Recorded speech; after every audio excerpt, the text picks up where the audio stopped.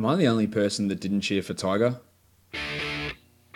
You are Locked On Fantasy Basketball, your daily podcast on fantasy basketball. Part of the Locked On Podcast Network, your team every day.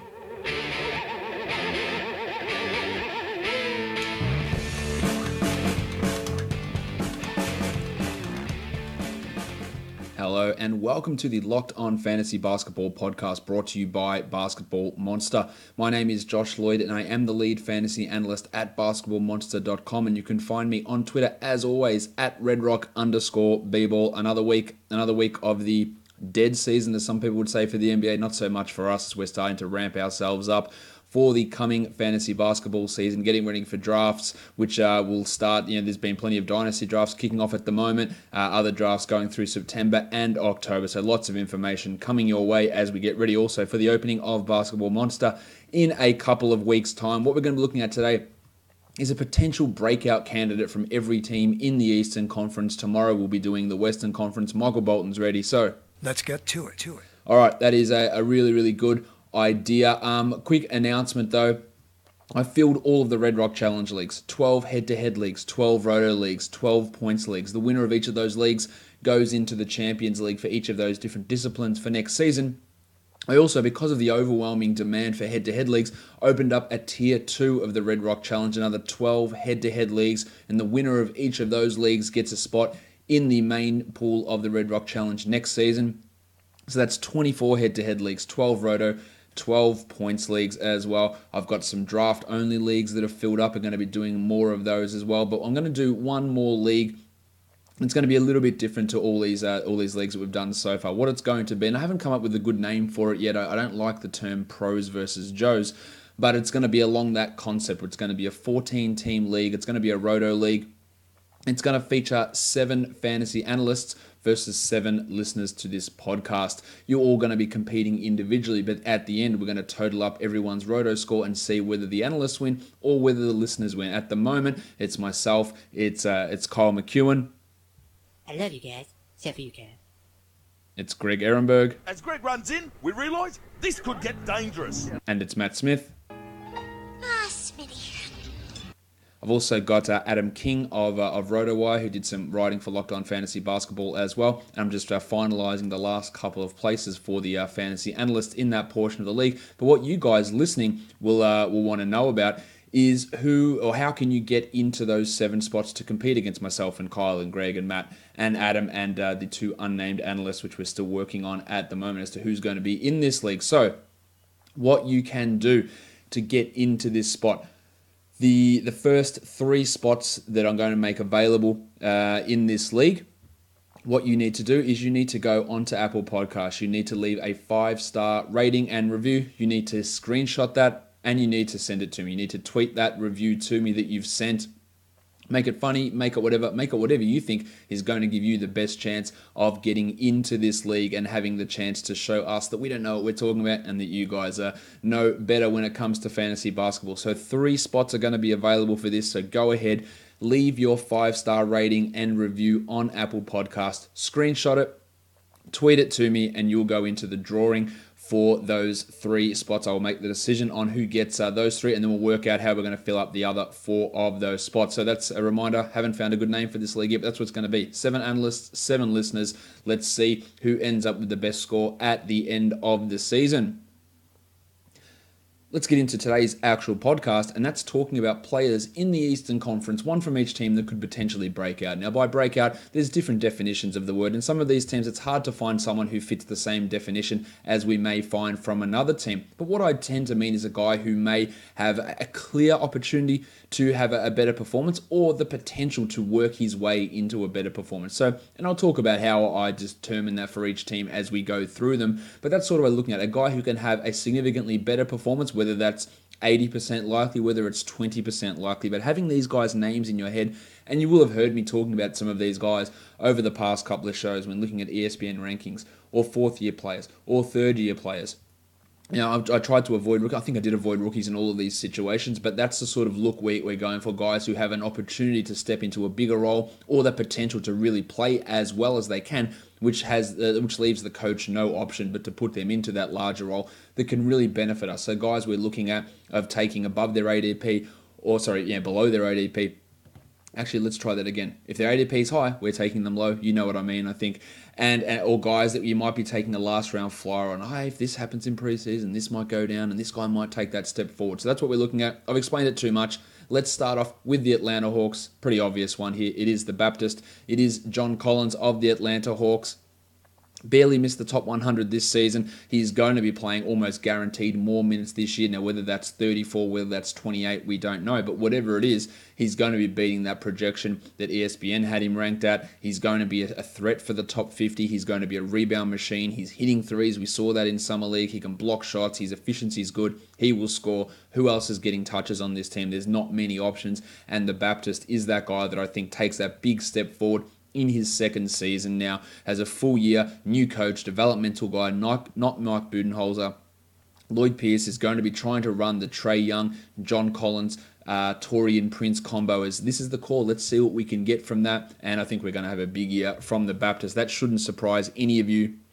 If you listen to this podcast, you know I love Johnny Collins. Before he entered the league, he had tremendous fantasy potential. He flashed it at times, only played 24 minutes per game last season and still was just outside the top 100, and that should significantly improve this season in a larger role, in a more consistent role, and he's taken that second year leap forward, we hope, by adding on more efficiency, hitting threes, being more defensively aware as well. So I'm all about the Baptist for this season. He's going to be on plenty of my teams, unless, of course, I'm drafting against you guys who also are big fans of Johnny. That could leave me in trouble in that regard.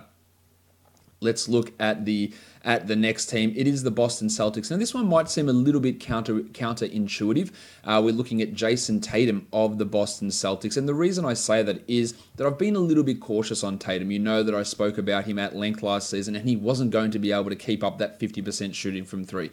Surprise, surprise, he didn't. But he was still really efficient. Of course, this team does have to reintegrate Kyrie Irving and Gordon Hayward into the mix. So could Tatum take a back step? Absolutely he could. But he could also be just that good that he does take steps forward, and he limits what Jaylen Brown does. He limits what Al Horford does. That the Celtics can go really easy with Gordon Hayward, and both he and Kyrie don't have to have big usage percentages because Tatum is so good. Now, I heard an interesting thing on a recent Real GM podcast with Danny LaRue and Jared Weiss of The Athletic, saying that he wouldn't be surprised if Hayward's only playing 25 minutes per game for a big chunk of the season. That's stunning to me. I don't think that'll be the case. I disagree with Jared, but that's something that's out there, and that made me go, okay, well, if they're going to be really easy on Hayward, Tatum's going to step up. Now, I imagine Tatum and Hayward are going to start together. I don't see any way that won't happen, pushing Marcus Morris or Aaron Baines to the bench, but they could go back to Baines and really see how they go with that Tatum Hayward, who's going to start in that mix. We've also got a second-year improvement here from Tatum with the ability to get a little bit more aggressive, to flash more of that passing that we saw in the second half of last season. But this is by no means a guarantee. Not that John Collins is a guarantee, but I feel so much more confident about him having a breakout than I do with Tatum, because Tatum could be still the same player, but could actually regress this season depending on what happens with Hayward, depending on what happens with Kyrie. Will he get enough touches? Will the other areas of his game develop? Will his shooting regress to what we saw from him at Duke rather than what we saw from him in his rookie season? These are all possibilities, but given how immensely talented Tatum is, if he just took a big step forward by force, just by saying, I am this bloody good, I am the guy now, I wouldn't be stunned. It's one of those ones where I said, 80% versus 20%. This is on more the 20% level. But he's clearly going to be drafted. He could be overdrafted, but his ADP at 101 on ESPN, I'm all about that. I think he is going to be a top 100 player. He is still going to get minutes, and given how good he is, he will still be able to work his way into shots. And if there's any concerns with Gordie Hayward, who is still recovering, likely to be ready for training camp, but isn't ready yet, Tatum's going to have a pretty big start to this coming season. On the Brooklyn Nets, no surprise here that Jarrett Allen is my guy as the potential breakout. Really strong in his rookie season, especially towards the end of this season. I think he's got a chance to challenge for the top 50. Now, the concern we have is what will Kenny Atkinson do with the minutes? But Allen is one of these guys that I stress considerably. He doesn't need 30 minutes to be an impactful guy. Give him 25 and he's a top 75, top 80 guy. Give him 27 minutes, he's a top 50 type of a player. Scores efficiently, really efficiently. Free throws, strong. Rebounds, pretty good. Blocks, very, very good. And we're not talking about any other centers coming in here with this great opportunity or great young potential. Ed Davis is solid, but he's perfect for a 20-minute per night sort of a role, giving Allen maybe that 28 minutes there. Do they play Rondé Hollis-Jefferson a little bit at center? Well, he's dealing with a groin injury of his own at the moment. So there's a little bit of worry about whether he'll be right. I think he'll be fine, but can he take that step forward? Who's a better prospect, Allen or Rondé? I think it's probably Jarrett as the better prospect. I think he does push the minutes up. Not to 31, not 32. He's not playing 34 like Rudy Gobert or anything along those lines. But a 25 to 27 minute role for Jarrett Allen pushes him way up the rankings. Maybe 2 blocks per game, maybe 12 points, maybe 7 boards, really high field goal percentage. I think he takes a significant step forward, pushes those minutes up, and solidifies himself as their guy that they are building around in that front court for this coming season and for seasons to come. The next guy we look at is the Charlotte Hornets. There's a glaring opportunity here. I do believe that Nick Batum is going to be moving to the 3 and Michael Kidd-Gilchrist will move to the bench, leaving an opportunity there at shooting guard. Now, whether it's going to be Jez Lamb or whether it's going to be Malik Monk that takes that spot, I'm not sure. Monk was absolutely shithouse last season until the last 4 weeks of the season where he was very, very, very impressive. Now, in a lot of that, he was doing backup point guard stuff, handling the ball a lot, but with Tony Parker around, probably that opportunity for him this season is a little bit reduced.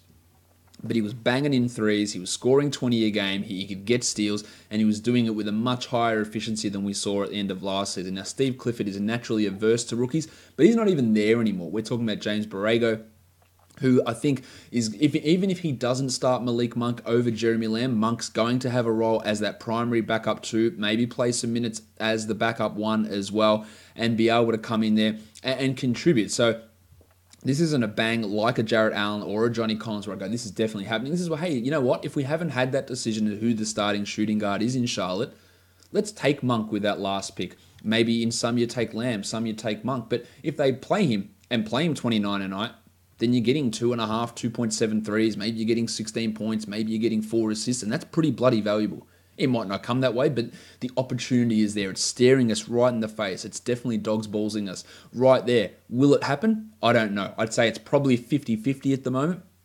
Whether it's Lamb, whether it's Monk who gets that larger opportunity. But Monk's the interesting one who really did step it up at the end of last season and does have that that opportunity that is presenting itself. And let's hope for his fantasy sake that we can get to that level. The next guy we look at is on the Chicago Bulls. We talk about Lauri Markkanen. Now, much like Jason Tatum, there's a level of concern with Markkanen just because of a full season of Zach LaVine, the arrival of Jabari Parker, 2 high-usage guys who might take the ball out of Lauri's hands. Lauri Markkanen was limited in minutes last season, had back injuries, and Hoiberg kept him under 30 most of the time. I think that'll be bumped up this season as they really look to develop Lauri for the future of this team. He's a better prospect than Parker and LaVine at this stage. His overall fantasy upside, though, is limited by defense. 0.7 steals, 0.7 blocks. That's not good enough for a power forward center. You need more blocks, and that's going to always limit his upside. Not a 50% shooting type of a guy because he takes so many long-range shots. He does that efficiently, but his overall field goal percentage isn't high enough. His 2-point percentage was pretty low as well, but he did rebound the ball pretty well, and I think we're going to see an increase in minutes for Markkanen this season. That might offset maybe not a decline in usage, but the likely increase you have from a second-year guy in usage might be tempered by the arrival of Parker and LaVine, but the increased minutes for Lauri should offset that. He should be able to see a spike in efficiency. And if we could see anything happen with the rim protection, with the shot blocking, then his numbers would really leap. We know he's going to have a solid role. He's going to be playing consistently as a starter. We hope those minutes rise 2 to 3 to 4 per game maybe.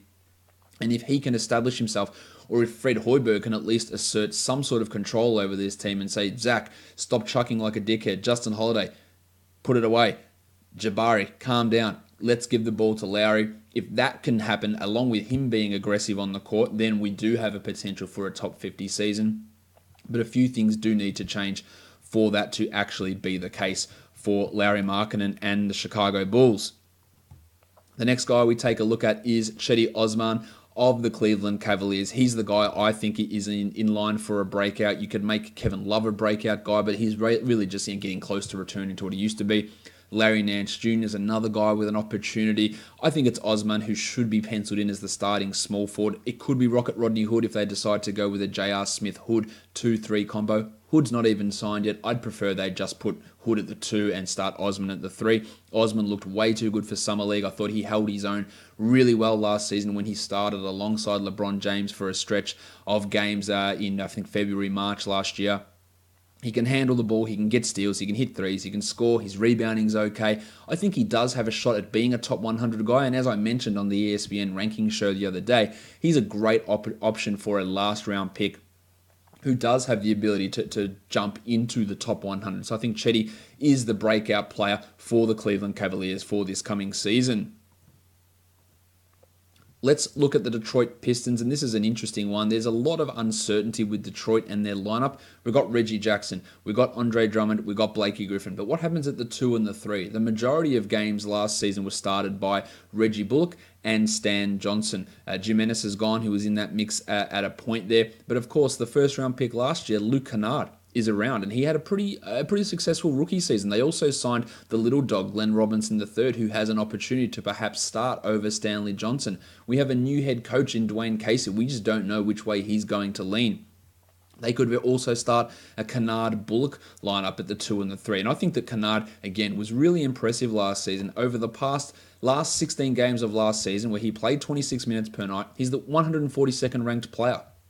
12, 3.5, and 2.5. He hit threes, he did it efficiently, and he did it on a low usage of 18%. So he can provide value even with low usage. He's not like a Malik Monk who does need that volume to be able to produce numbers. So I think Kennard can see more than the 26 minutes per night he saw last season. We don't have a situation where he is a rookie. Casey is fine with playing young guys. We saw that in Toronto. Even if he comes off the bench, Luke Kennard's going to handle the ball a little bit. He's going to shoot. He's going to have efficiency. And if they go with him and say, bang, Luke, let's go 33 minutes a night. Let's really crank into him being a key portion of this team.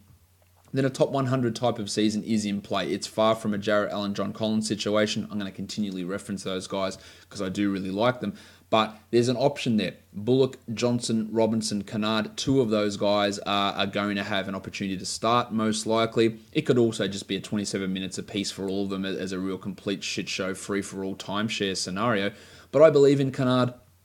I believe in what he can do. I believe he is probably the most fantasy-friendly of that quartet of players, and he is the guy that, as fantasy owners, we should be hoping that gets that larger role. Unlucky that we didn't get to see him in Summer League dealing with, I think, an ankle injury. He will be fine for training camp and ready to go, and he is an interesting one there, I believe, for the Detroit Pistons for this coming season. The Indiana Pacers were a tough one to try and get a handle on in terms of who's going to take that step forward. I ended up settling on Domantas Sabonis heading into his 3rd season, but as I've referenced before with Sabonis, he's got a chance to go backwards as well. I think I actually had Sabonis in the potential worst situations in the Eastern Conference as well. And that's where it sits with him. It could go horribly wrong, or it could really develop into something. And that's fine as a late pick. He put up some good numbers last season, but the Pacers did bring in Kylo Quinn. We expect more from Miles Turner. But what if Sabonis outplays Turner again like he did at the end of last season? Will Nate McMillan say, well, sorry, Miles, we're just going to bench you, and Sabonis is going to be our starting center? Will his passing, will his shooting develop even more than it did last year? That's why I have him as a potential worse situation, because the situation on the surface is worse. They brought in another center in O'Quinn. There is Miles Turner, so it's going to push Sabonis out of position, but he could also just be that good that he starts playing as the starting center. So the situation is worse, but he could also turn it into a situation where he becomes the better guy. I don't think anyone like Darren Collison or Victor Oladipo is going to break out significantly this season, or Bojan Bogdanovic, or Thad Young, or even Doug McDermott, who's one of the worst fantasy players on a per-minute basis there is, or even Tyreek Evans, who was really good last season. So this is one where I'm not restricted, but bound by the constraints of the way I set up this show by choosing one player from each team. That there isn't just that many options on this on this Pacers team. So I went for Sabonis, even though it might seem contradictory. I hope that I've explained to you exactly why I've got him in this spot, because the situation's worse. But what if he is just that good and has taken those steps forward where that opportunity has come for him to rise up into a larger role? The next guy we take a look at is the Miami Heat, and it's Justice Winslow. He's heading into his 4th season, has been disappointing throughout his career so far here. Justice, again, this is a late round flyer. What are they going to do? Are they going to start Dion Waiters at the 2, or are they going to move Joshie Richardson down and put Winslow in at the 3? Will they start Winslow over James Johnson as the power forward? That's a possibility. Will they run Winslow as the backup point guard and limit what Tyler Johnson can do? Another possibility. I don't really know what to expect. He's had some shit-out shooting seasons. He's had some seasons where the shots from 3 have gone in, but overall, I don't trust him as a shooter. I liked what we saw from Winslow with the ball in his hand as a ball handler, getting assists, can generate some steals. He's just got to get that offensive part of his game coming around. So if they do play him more as a backup point guard, I'd really like that for his value. This is, again, maybe you have a look depending on if guys like Brandon Knight have gone at the end of drafts, if they're off the board, if Osman's off the board. You have a look at someone like Winslow and go, well, let's see where we go. But it's not like the Heat have lost anyone considerable from their rotation where he's stepping into a role. We're looking at a young player heading into his 4th season that we hope something clicks, and they hope they really do start to lean on him and develop him a bit more. My confidence level, though, in it isn't all that high just because of the struggles he has had in the past. The Milwaukee Bucks, their starting lineup: Eric Bledsoe, Malcolm Brogdon, Chrissy Middleton, Giannis Antetokounmpo, and Brook Lopez. They all are pretty much what they are. The guy that I think, and this is more important for deeper leagues obviously, that is going to take a step forward is Sterling Brown. Tone Snell is not that good. You know that. Matty Dellavedova, he struggles at times. Dante DiVincenzo, not going to be ready to contribute. Sterlo was a 2nd round pick last season, and I think he is a guy for deeper leagues that could take that leap up into the top 250, maybe even the top 200. He can get steals, he can pass a little bit, he rebounds, he hits threes, he can be decently efficient as well, hits his free throws at a nice rate. We can hope that we get a big jump in his field goal percentage as well. Again, this is just a deeper league sort of thing, and I don't think he's taking any starting spot from Brogdon, but if he did, it wouldn't be a 100% complete shock, because I do think he's going to have a big development year. I like his fantasy profile as well. It's more of a deeper league one, but just have a look to see how this Bucks rotation develops this season, because we could be seeing Sterling Brown play a much larger role than anticipated. We don't know how Mike Budenholzer is going to handle the Tony Snell, Matty Dellavedova, Malcolm Brogdon trio in that backcourt. He may prefer Sterlo to all of those. They lost Jabari Parker, who played more minutes at the 4. That might mean more Chrissy Middleton at the 4, opening up some minutes at the 3 for Sterlo as well, even though Ersan Ilyasova is probably going to take a lot of those backup 4 minutes. So there is an opportunity for him here, but it probably is more just for deeper leagues. The next one we look at is the New York Knicks, and it's Mario Hezonja. Hezonja had a semi-breakout last season for the Magic, especially when John Isaac and Aaron Gordon were injured. He stepped up and he looked like a guy we go, oh yeah, well, I understand why they took him with the 5th pick. The year before he was shit out. They'd already declined his option. But over the last 3 months of last season, the second half of last season, Hezonja was the 90th ranked player. He heads to the Knicks, who are going to be without Kristaps Porzingis for October, November, December, maybe January. Maybe he comes back in February, and even when he does, he's going to be limited. So there are starting spots available. Will it be Lance Thomas? God, I hope not, even though I know Lance does follow me on Twitter. Hopefully he's not listening to this podcast. I want it to be the Fort Kevin Knox. I want it to be Mario Hezonja, because these are guys who can put up numbers when they're in that situation. Hezonja showed an ability to defend. He got steals. He blocked shots at a good rate. He can pass. He can shoot. He can score. He can do lots of everything. And I think he's got a real chance to be a top 100 guy, especially for those first 3 months of the season while Porzingis is out. And I think that he can really establish himself as a strong starting caliber NBA player. Will he be better than Kevin Knox this season? I think he personally will be, but we'll see how that all pans out. There's still Enes Kanter and Timmy Hardaway and the point guard mix there as well. But I do think Hezonja's in a real good situation for him to take a breakout and establish himself as a starting caliber player in the NBA, which starting last season, we wouldn't have thought that would have been a possibility given how much he did struggle as a member of the Magic in his second season. Speaking of the Magic, you know who it's going to be for them. It's Johnny Isaac, who I think is an excellent NBA player, or will be one of the best defenders that is around. He showed that in his rookie season. Block shots, get steals, can hit threes. There's a chance he's the starting small forward for this team under Steve Clifford. He could be the backup power forward depending on how they run it, but I think 25 to 27 minutes is a realistic expectation for Isaac for this season.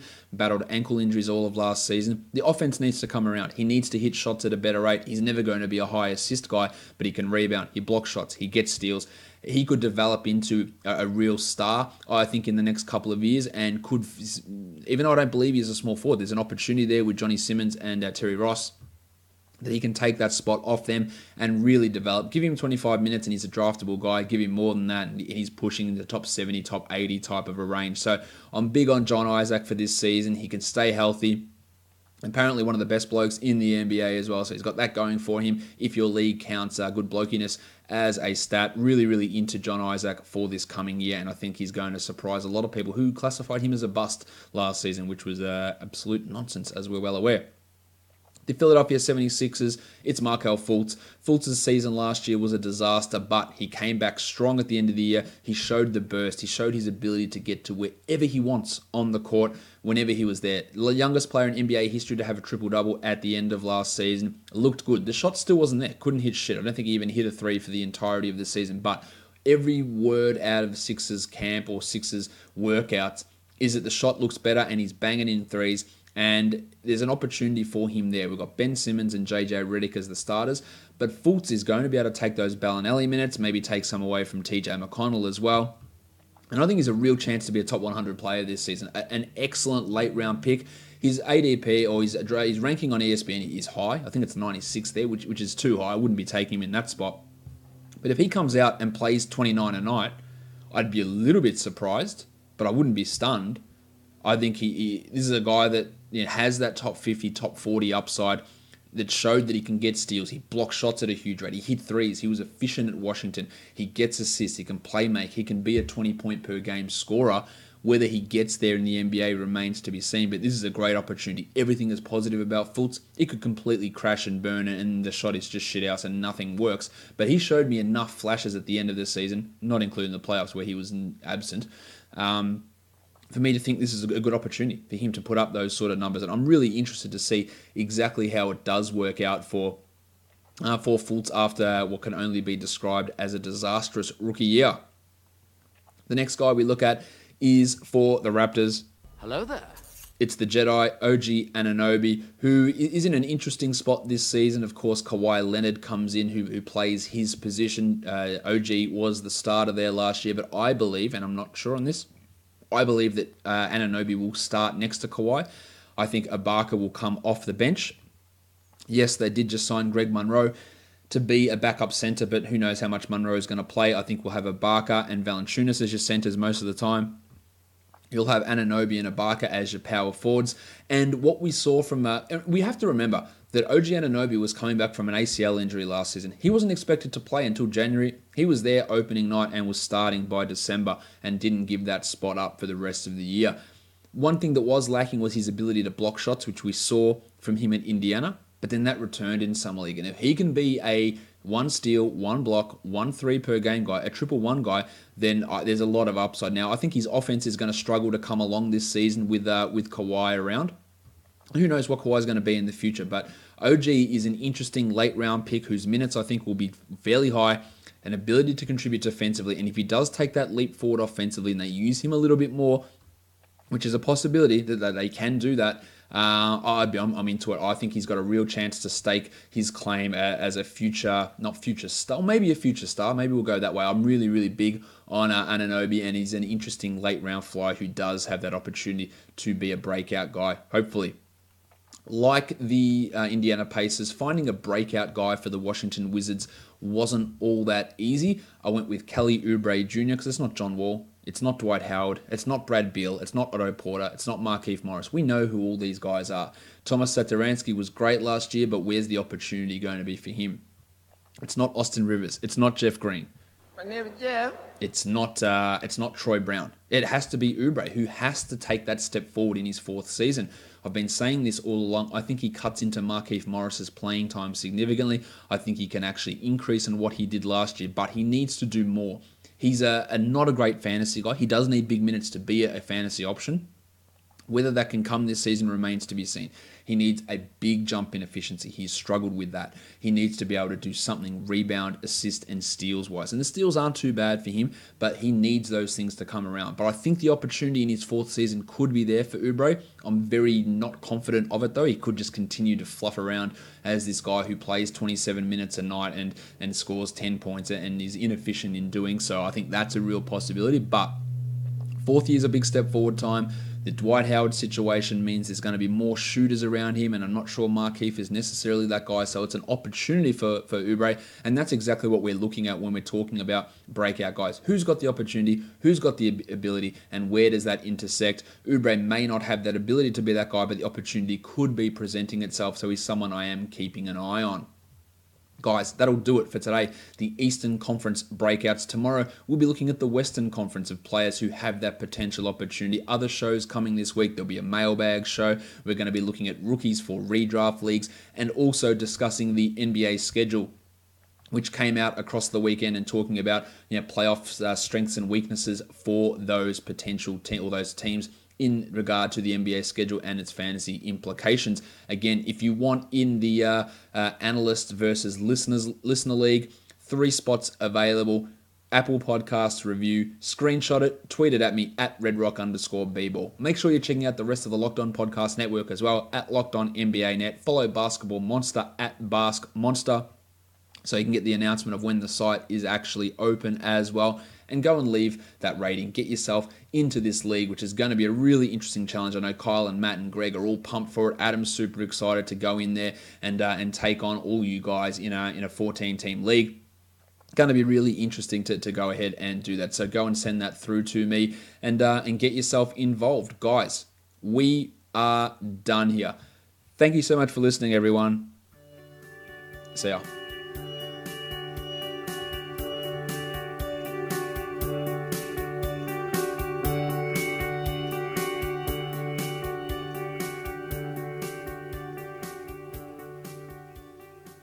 Frank Kaminsky.